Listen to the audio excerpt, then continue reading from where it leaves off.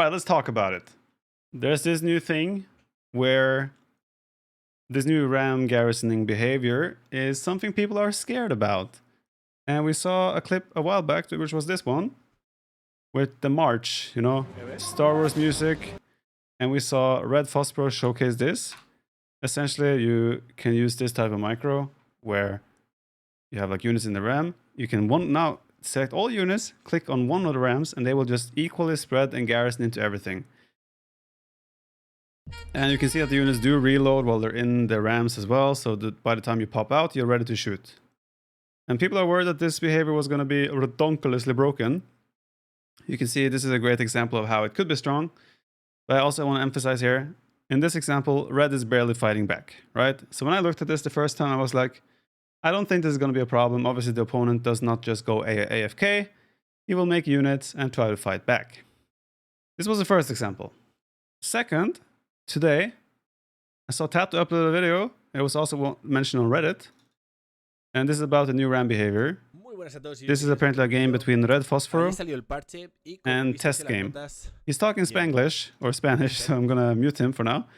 But essentially, you see what Red is doing here.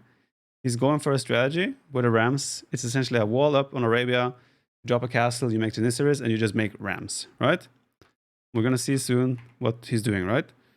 You see him garrisoning the Ram, jumping out, shooting, garrisoning. This is exactly the behavior we saw in the previous video. Just this time it's used in a setting where an opponent is kind of fighting back, right? And here it looks pretty strong, right? You have like 2-3 Rams, you have like 10 Janissaries, you're just jumping in and out, doing damage nonstop. And he doesn't really have a great way to engage this. Now, I initially said that, in my opinion, this will be more scary with like siege towers, because siege towers move faster. But maybe I was wrong there, because Rams also have the ability to take out buildings. And that is a scary thing. And this is a clear example of this used in a competitive setting. We see a test game, apparently ELO is 2318, Red Phosphoro ELO is 2143. So they're both clearly high-level players. And he's using this in a competitive ladder game. We'll see as the game goes on. Like the score still, blue player still has a score lead, and he's being okay with it, right? He had made some mangonels, he has skirms, some scorpions, but the TC is under fire. And red player is constantly jumping in and out of the RAM. This looks very strong in this very scenario. Again, do I think this is something incredibly broken that people just cannot deal with? I don't think so. I still think this says... By the way, wait. I just noticed something. Is this RAM ramming backwards? It's ramming backwards. This is the front of the RAM. Unless it's hitting the farm. Oh, it was just hitting the farm. My bad. I thought it was hitting the Sea Workshop. But either way, this is a good example of this used in a competitive setting where it will appear quite strong. Now, skirms arguably are good against Janissaries.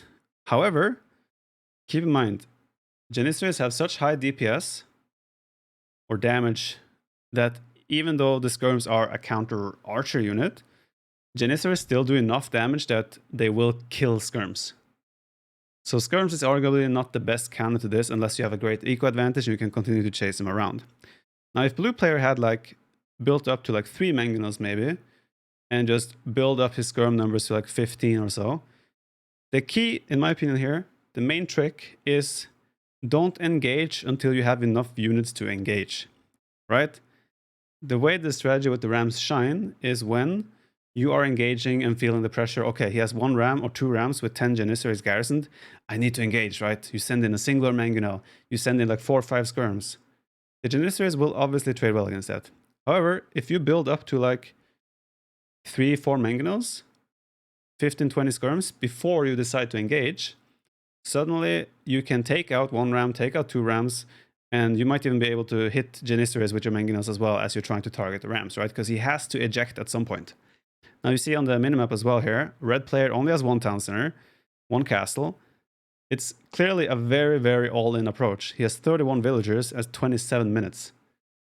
So this approach is gonna, in my opinion, gonna be a little bit of a similar style to like a clown push. Let's say you're doing a monk, all-in monk rush, right? It's all about preventing the snowball, right? So you just, as a player trying to counter the monk rush, you're building up light cav numbers until you're ready to engage. As an example, it'll be the similar situation here, in my opinion, where players just have to learn when to engage and what to engage with, rather. Now you could argue maybe knights are a better counter to this, because knights will take out rams. But then again, Janissaries in good numbers also kind of can micro and one-shot against knights. But again, it's all about having the right numbers. This is the last example. This is a game from today that I ran into. It's overtaken against Monas on very good though. Bro, is on Dave's stream. How can you know he was casting Sudden Disaster, right? What Monas does in this game, he's Turks, right? He's going fast castle.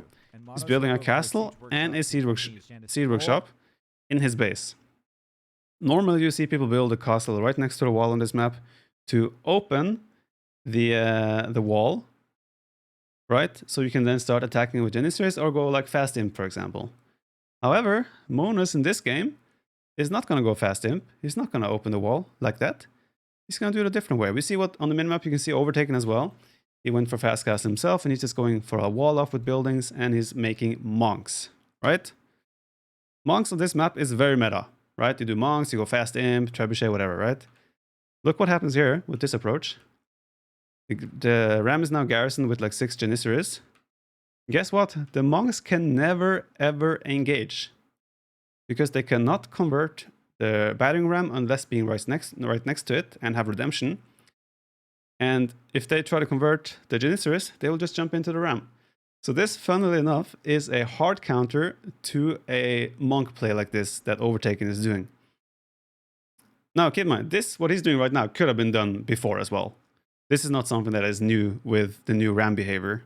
However, when you add the second, the third, and the fourth ram, that's where it becomes new with the new ram behavior, right?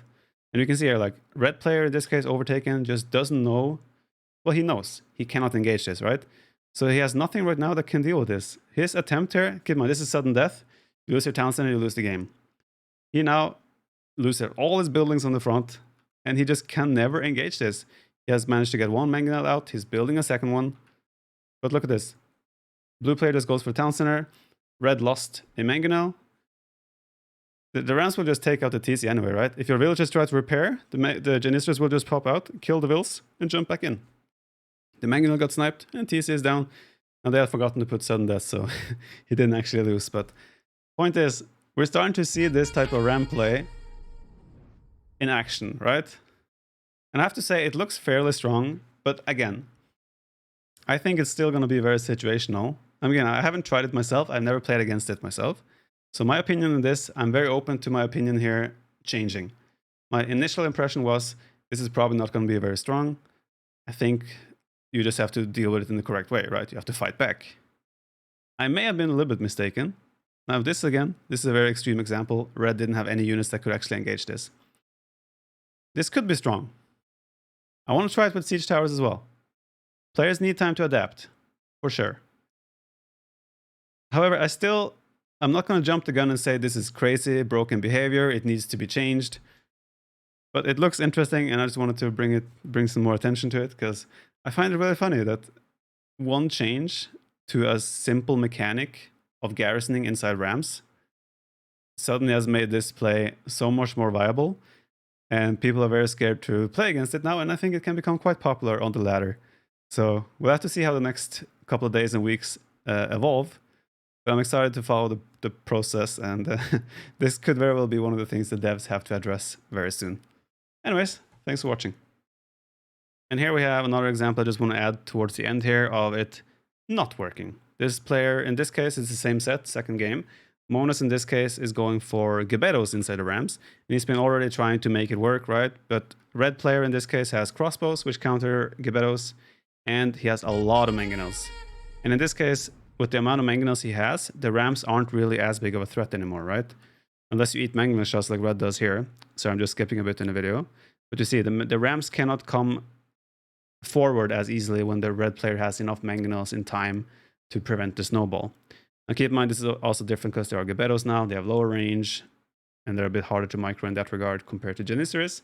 But point is, it's not unbeatable from what I can tell, and this is a good example of it not working. Blue is still trying to force the issue, right? He's trying to make a push here, but again, with the amount of mangonels, he's able to snipe the Rams, and from that point forward, it's not as scary as it was before. Again, this is super expensive for the player who's trying to do the ram push, right? Because one ram is still like 250 resources. So essentially, he just lost like 1,200 resources in Rams right now, right? So it's still very much all in place if you go for these types of strategies. And blue, of course, with the investment, he has to force the issue. He's trying to go for the town center, because this is, like I said, sudden death, which means once the town center goes down, you lose the game. But again, just a showcase of this not working. Would have been easier with Janissaries, but point still stands. Red was able to defend in this case.